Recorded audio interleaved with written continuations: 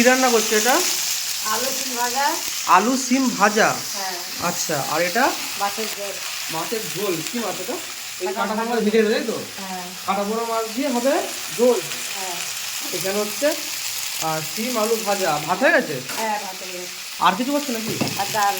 আর ডাল হবে? হ্যাঁ। বন্ধুরা আজ হচ্ছে আলু সিম ভাজা, একদম পুরো আমাদের গাছের সিম দেখতে পাচ্ছি বন্ধুরা। আর এখানে রয়েছে একদম তরকারি হবে, যেটা হচ্ছে এই যে কাটা পোনা মাছ ভিজে রেখেছে, এই কাটা পোনা মাছ দিয়ে হবে তরকারি। আর এখানে হবে ভাজাভুজি। এদিকে ভাত হয়ে গেছে বলতে, তাই তো? হ্যাঁ। তুমি ভাজাভুজি হলে তো হয়ে যাবে, ঝোল তো হয়েই গেছে, ওর মধ্যে মাছটা দিলেই হয়ে যাবে। হ্যাঁ। হ্যাঁ। কি বলো? হ্যাঁ। হ্যাঁ। তা তুমি করো, ততক্ষণ আমি যাই। বেশিক্ষণ তো লাগবে না, আর আধা ঘন্টার মধ্যে লাগবে মনে হয়। হ্যাঁ। হ্যাঁ। তাহলে যে আমি হাত মুখটা ধুয়েছি, হ্যাঁ। হ্যাঁ। তাহলে আমি হাত মুখটা ধুয়েছি বলে এবার খাওয়া দেখা হচ্ছে। হ্যাঁ, একদম কত সুন্দর সুন্দর দেখতে পাচ্ছি। বন্ধুরা বসে পড়েছি খেতে। আর এখানে রয়েছে একদম, দেখো দেখতে পাচ্ছ, এখানে সিম আর আলু ভাজা করেছে, এখানে রয়েছে ডাল, আর এখানে রয়েছে একদম এই সাইজের একটা বড় একদম মাছ, একদম কাটা পোনা, জ্যান্ত কাটা পোনা। যাই হোক, এবার একটুখানি এটা সাইডে রাখি, ডালটাও সাইডে রাখি, একটু ভাজা ভুজি দিয়ে প্রথম ট্রাই করা যাক। ওহো, একদম কত সুন্দর বন্ধুরা দেখতে পাচ্ছ, এরকম মাখিয়ে নিয়ে সিম আলু আর গরম গরম ভাত বন্ধুরা, এক আলাদাই কম্বিনেশন।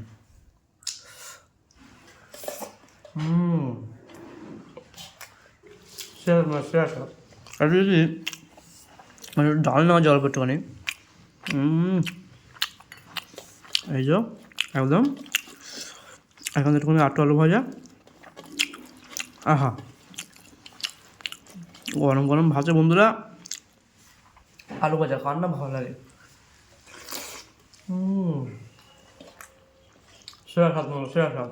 এবার খাও বন্ধুরা একদম মাছের তরকারি, এই যে মাছ, আর এখানে একদম ঝোল আলু, একদম গরম গরম বন্ধুরা।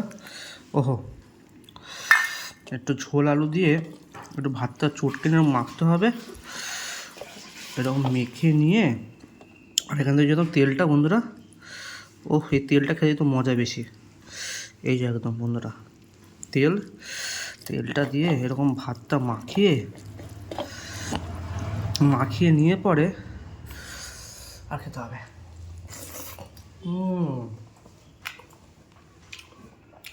তো মাছের তরকারিটা এত সুন্দর হয়েছে, কি বলবো বন্ধুরা।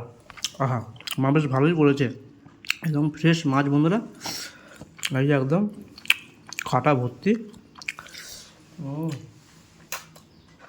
আহা, যাক বন্ধুরা, আজ একটা মাছের তরকারি, ডাল আর ভাজাভুজিতে খাওয়াটা জমে গেল। দেখা হচ্ছে এরকম কোনো ভিডিও নিয়ে, তার জন্য টাটা। ওহো।